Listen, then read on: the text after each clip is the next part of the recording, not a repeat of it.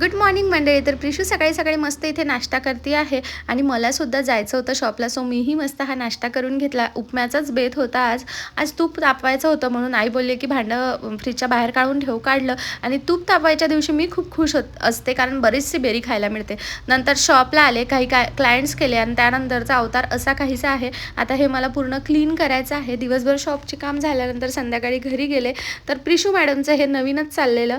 पार्थसोबत ती बोलत होती आणि नुसतं बोलत नव्हती तर त्याला बोलवत होती आणि त्यालासुद्धा तिचं असं बघून असं वाटत होतं की मी कधी घरी येतो आणि कधी नाही. तिकडे मामा भाचीच्या मस्तपैकी गप्पा चाललेल्या होत्या आणि त्या दोघांचा कॉल ना रोजचाच असतो. तो कॉल झाल्यानंतर आम्ही गेलो आत्याकडे आणि तिथे तर प्रिशू राणीच्या मस्तीला काही विचारूच नका. तिथे तिने आता नवीनच खेळणं सुरू केलेलं आहे. रोज एक एक ॲक्टिव्हिटी असते. आजही सर्वांना सांगत आहे की थंडी खूप आहे. माहिती नाही मला, हिला ना आधी अजिबात थंडी वाजायची नाही, पण आता एवढ्यात जरा असं होत आहे की गरमी व्हायला लागलेली आहे, म्हणजे गरमी पडायला लागली आहे, पण तरीसुद्धा हिचं थंडी थंडी हे नवीनच आहे आता.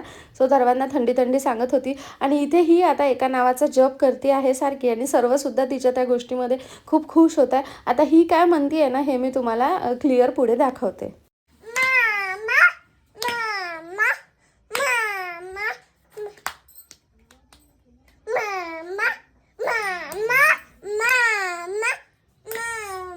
सो बघितलं तुम्ही, प्रिशूचं इथे मामा मामा मामा मामा असा जप चाललेला आहे. तिला पार्थची जरा जास्तच आठवण येते.